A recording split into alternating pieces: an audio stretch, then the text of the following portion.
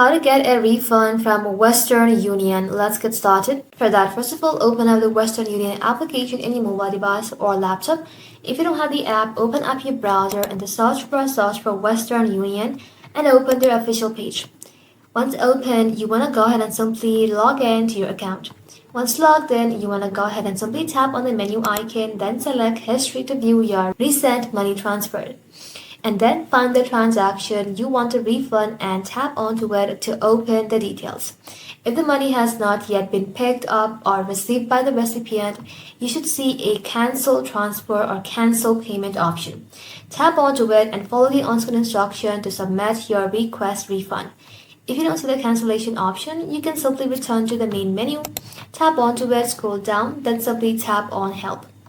Once inside Help, you can simply contact Western Union through their live chat or by phone and ask for assistance with your refund. Keep in mind that the refund eligibility depends on the status of transfer and Western Union refund policies. That's it. Thank you all for watching. If this video was helpful, consider subscribing to our channel and liking this video.